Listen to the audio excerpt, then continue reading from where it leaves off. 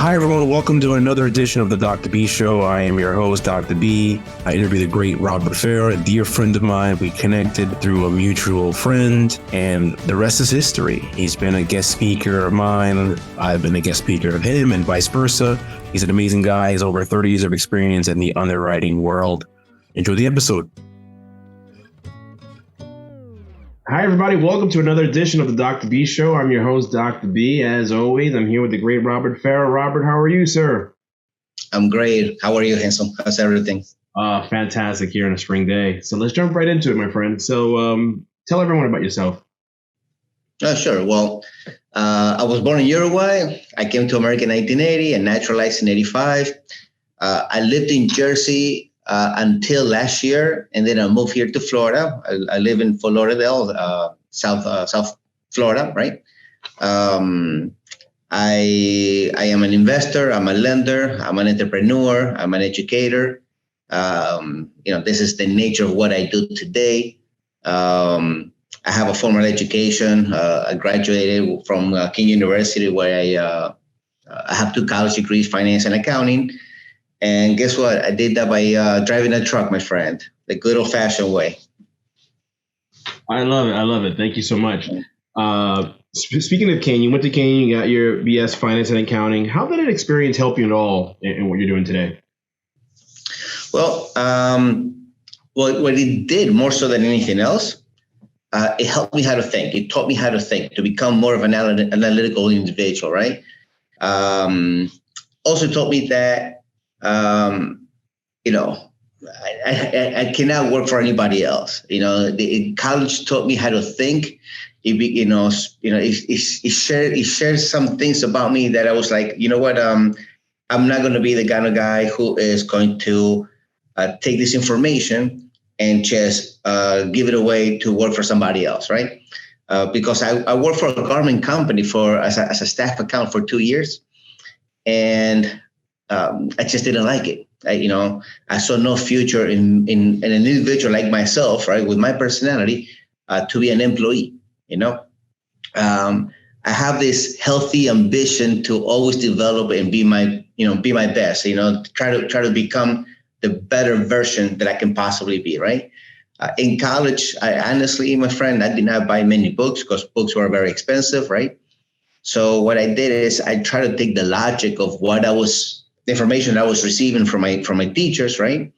Try to understand that. And from then I just, when I was taking exams, I was taking tests, what I did is I tried to reply with what was my best understanding of what was being asked of me, right? So it helped me a lot to become a better, to think, and that also helped me in my business because what I do is I look at math, I look at behavior, and I try to underwrite based on that, based on what I understand on the information I'm receiving. So I keep using the same techniques that I did when I was in college. I love it. Love it. The reason why I have you here, you have over 30 plus years of experience in the underwriting world. So I remember you telling this story about how you went from real estate to helping small businesses, repivoted back into real estate. Can you tell the audience that story? Sure. Well, like I said, I was a staff accountant for a garment company. Didn't like it. So I answered an ad to become a loan officer, right? No experience necessary. So I went and I did that. I started becoming a loan officer, learning how to take applications and the process and things of that nature, right? It got me to a point that I was, recognized for my production. And also I ended up to become the branch manager for a company called Countrywide Home Loans, which I did from 2002 to 2010, right? At 20, and we were doing phenomenal. Like we were averaging about $21 million in closed loans every month. In 2008 to 2010, we started losing a lot of programs, a lot of the solutions we had. And it was hard to maintain that production. So what I had to do is I had to pivot from strictly residential lending on the real estate world, right, to more of a commercial and business loan. So I started doing factoring loans. I started doing purchase order financing. I started doing like supply chain financing, equipment, inventory, cash flow loans, like MCAs and things of that nature, right? And as a matter of fact, because of that, I closed on the biggest USDA loan as well in 2019 in America, right? But that USDA loan had a lot of real estate involved. And real estate has always been my passion, something that I really love. I love people saying thank you when you put them in a house or you help them improve that financial position that is very attached to real estate. And many folks kept saying, Robert, you know what? You helped me with my house. You helped me with my house. Can you help me refinance? I want to buy another house, or I want to invest, or I want, can you help my children buy, right? So it got me back into what I love to do, which was real estate. And one of the things that I noticed that when I'm going back to real estate is that there was a lot of bad information, and there was a lot of information where folks, especially the Latino community, right, was behaving in a manner that their finances was not best suited for the banking world, the institutional world, right? It was a lot more towards the private type of money. So I started connecting with companies that were, claimed that they were teaching how to invest in real estate, real estate mentorship and things of that nature, right? And they were more like motivators than mentors, right? They were motivating folks to have bigger dreams, but they were not so much great educators, right? And I noticed that not a lot of folks knew much about, banking and finance and behavior and investing math and consumer law and tax law and banking law, right? They did not know a lot of this stuff. So I started, teaching them to prepare them to become better investors in real estate and how to obtain more financing, better cost of funds, better terms, just so they can gradually and grow, in a form that it was, I try to measure my words here. So, but you don't, in real estate, you don't become very wealthy from one day to the next, right? So you have to prepare themselves.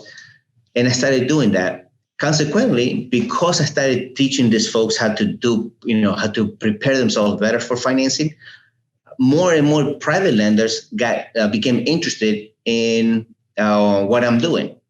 And they said, listen, you know what? We like how you put the loans together. We like how professional you are, what a great banker you are, like that, how well you understand the Latino community, how well you understand the Anglo community, right? So I started getting way more and more and more lenders. And because of that, I got a great platform right now for about, 200 or so private lenders. Additionally, I just got my own line of credit where I can I am a direct lender myself, right? So it went from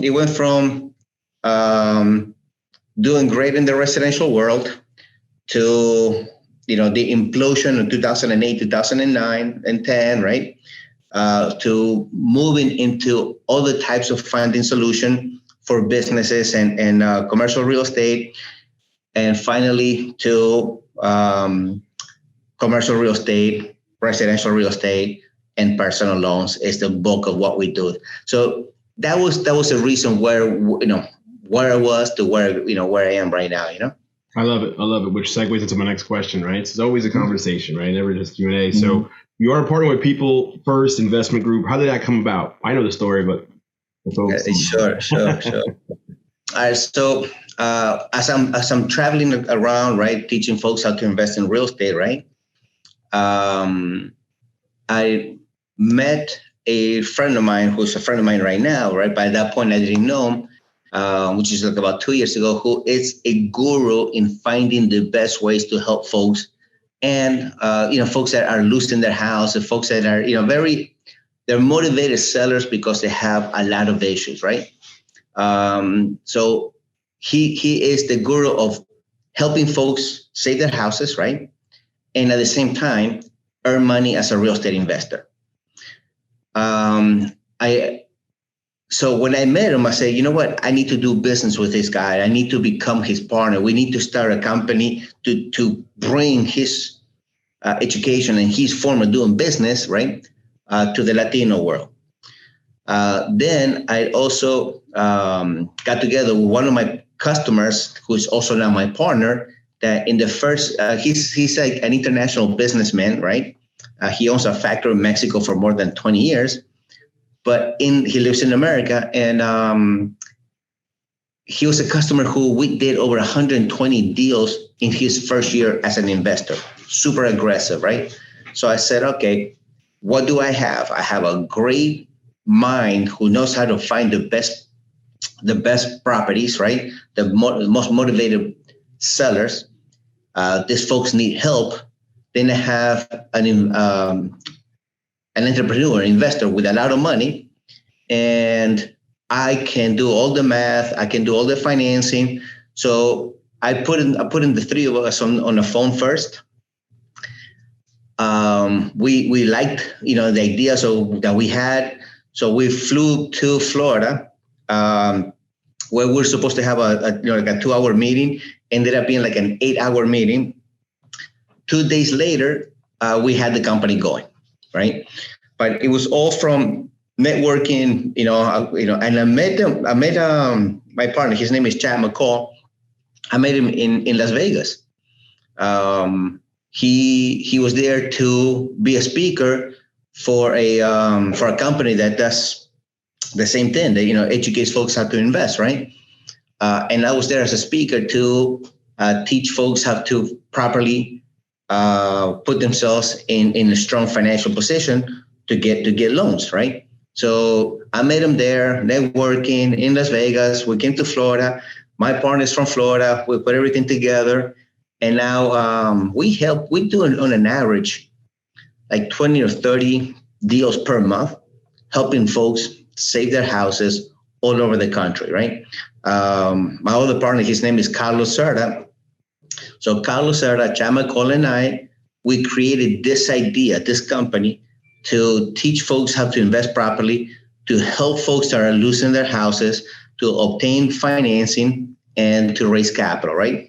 And also, we are willing to teach folks how to do all this. So it was a wonderful pairing for the three of us to do what we do, because Carlos has his skills, I have my skills, Chad has his skills, and the three of us, put together, we're going to be able to help, and we are helping a lot of folks, man. I love it. Your computer keeps moving a little bit, so maybe I think you're leaning against. Oh, sorry about that. It's okay. That's okay. So yeah, I'm excited. It's you're so excited. Shake it like this. So People's First Investment Group provides, CRE investors, as you mentioned, with property sold without the agents or wholesalers. Can you? I guess is that what you referred to before? Yeah. So what happened is, folks around the country, right? They have all kinds of problems, right? And because they have problems, because life has variables, right? So people get sick, people get divorced, folks pass away, people lose their jobs, right? People, the cost of living, inflation, things of that nature, right? The taxes may went up, you had another kid, you had some medical bills, the HOA, so there's so many reasons why folks can have problems, right? So what we do is we market to them and we say, listen, in about a few days from now, you're about to, if you don't cure your loan, you're going to pretty much lose your house, right? So we ask them, have you talked to your family? Have you talked to, your social groups or your church and associations, and did you talk to the bank, and did you talk to your lawyer, and where you stand? And typically say, you know what, you are our last resort. We have no other solution. We are about to lose our house, right? So what we do at that point in time is say, all right, you know what? We're not gonna go into looking for properties with realtors or wholesalers. These folks, they come to us. As we market to them, they come to us, right? And we said, okay, if you deed the house to us, we'll stop whatever problem you're having, right? And then we'll go and we let you be there, or we can create a note, and now you're gonna pay us, right? So we save their house in more than one way because we do that, right? So just going to give you a brief mathematical example, right? Let's say somebody owns a house for $150,000. They have a first mortgage of $40,000, and they have, back taxes and back interest for, let's just say, $10,000. So they're literally going to lose their house for $10,000. So we can go about it two ways. We can go and pay the full $50,000 after they deed the house to us, or we can create a note for, let's just say, $10,000, right? And cure the mortgage so they can get back to normal, right? And we stop foreclosure procedure. Now, this property, obviously, if we pay $50,000 and the house is worth $150,000, we got tons of equity. Consequently, because we have tons of equity, every deal will have about 4 to 5 different exit strategies, right? Exit strategies mean different ways to make money, right? They can continue renting, right? We can sell the property to the previous owner, which is always what we try to do, right? We can pay the previous owner some money so they can vacate the house. We can sell the property to the open market and give him more money. We can fix the property and rent it, and then do a refinance, or we can just continue to rent it for many, many years. So the way that we behave is go to motivated sellers that have issues, that need help, and properties that have great math. Consequently, we will have many exit strategies. So that is why we don't go with wholesalers and we don't go with realtors, because they have to put their margin and their commissions, right, where that will create a lesser, it will create a lesser cap rate. It will not provide the best returns of investment and things of that nature. So we make sure that we do all the math right when we do these transactions, and help folks out like that. I love it. I love it. Love it. Speaking of investors, right? As an investor, besides the cap rate you just mentioned, ROI, NIF, cash on cash, equity, exit strategies, what else should what a new investor should look into? What should or consider when investing in whatever you just mentioned? Well, one of the things that we try to teach folks is that don't go for the unicorn, right? Don't go for that one deal that is gonna, make you, $500,000 in one shot, right? Go for the deals that make you, $30,000, $40,000, and do a lot of them, right?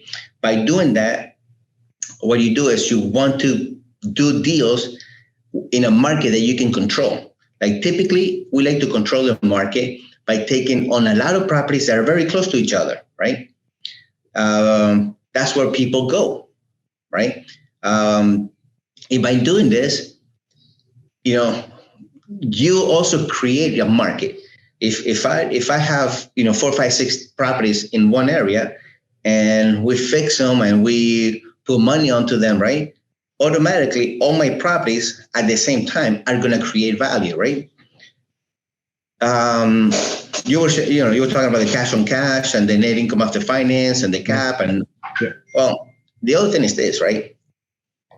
We look heavily into math. Math to us is everything, right?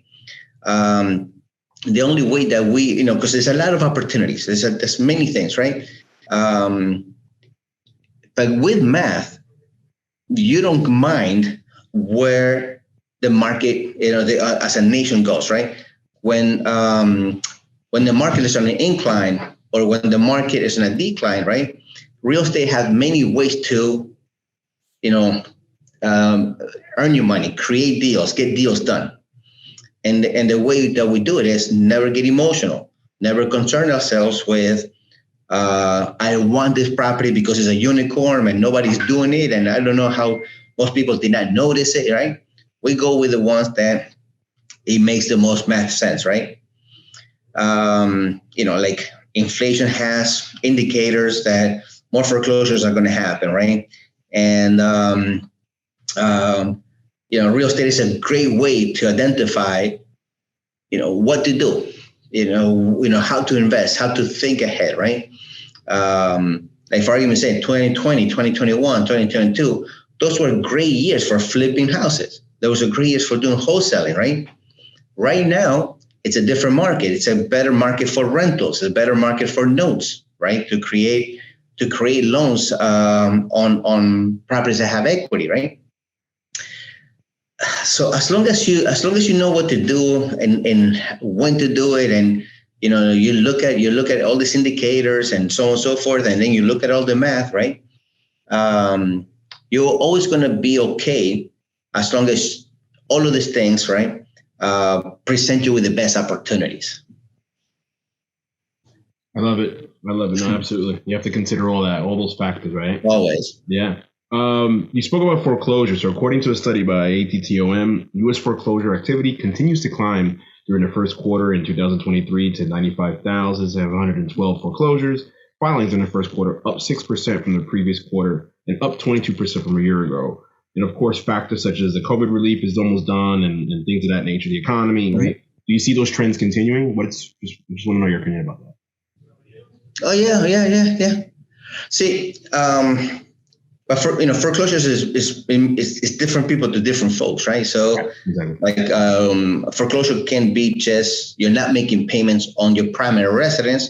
Foreclosure can also means that you're not paying your taxes. It's a lot of different things, right? Folks get divorced and they got sick. COVID created a lot of health issues and for old folks, and so there's a lot of that. Inflation is not helping either, right? So we foresee the numbers going to go up, right?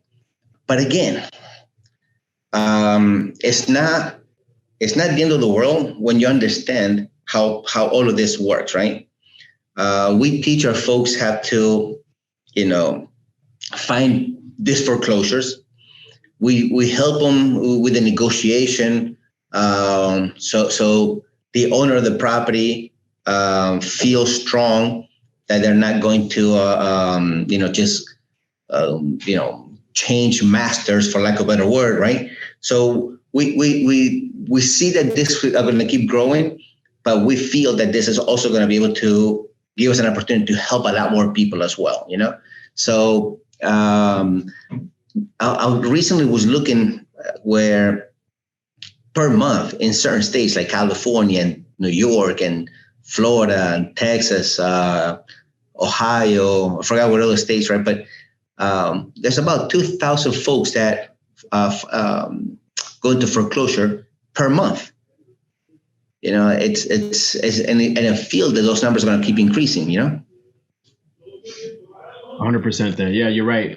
Different strokes for folks when it comes to foreclosure. It could be different circumstances depending on the individual. Right. So 100%. Yeah, it's not just the economy. It's many things. Right. Exactly.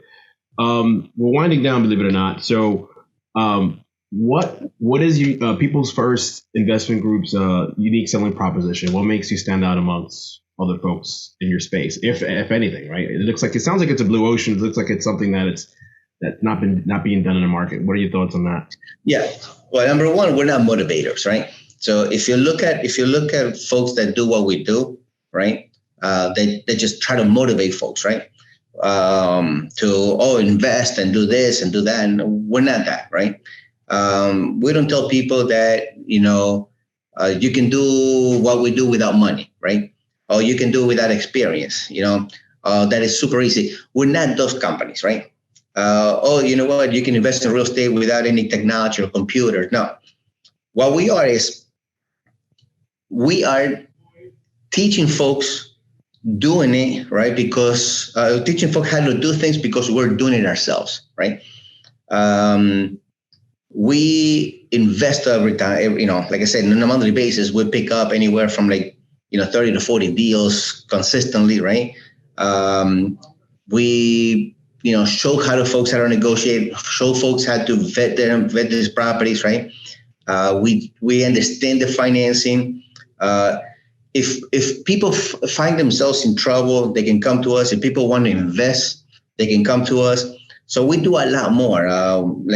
We have capital, we have the system, we have the marketing strategies, we have the financing, everything that is needed in order for investors and ourselves, right, to make money by helping people. The majority of the folks that want to invest in real estate, all they contemplate is how am I going to make money? One of the things that we do is how am I going to make money by helping the people that need us to help them as well. That's one of the big differences from anybody else and us. I love it. I love the unique selling proposition, which segues we're almost winding down. So for anyone who's trying to jump in for the first time into real estate, what's the first thing they should do? Should they pick a niche or even before that? Does it matter whether it's multifamily, fix and flip? What should be the first thing they should do? I'll say, first off, educate yourselves. Number two, build a good team and, get a good accountant, a good title company, good attorney, get the, good bank, learn how to put yourself together in the proper position, also become qualified. If you're going to be a fix and flipper, get qualified to become that, right? If you look for rental properties, get that going in with a bank, put yourself in a position where you applied and you find the opportunity that you're going to get it, right? If you need personal financing, if you need, whatever the case is, prepare yourself. I always tell people, don't learn the process during the process, right? Put yourself in a position first and then execute. Amazing. Preparation and process. It's the second podcast I did today. It comes up again. It's all about preparation and process, right? To get it done. Always. Where could people find more information about you or about People First Investment Group? Well, anybody can call me, right? Robert Ferra, 954-614-6316.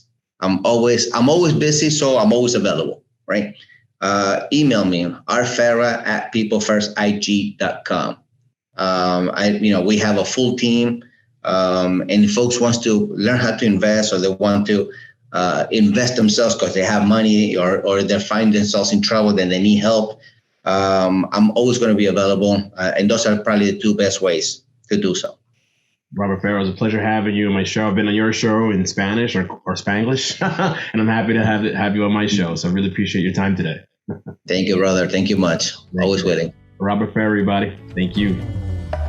Hey everyone, hope you enjoyed this episode with Robert Ferra. He's an amazing guy, just an amazing, awesome human being. And he's doing great things with People First Investment Group. Hope you enjoyed the episode. Hope you enjoyed a little bit and understood a little bit more about the underwriting process. Take care.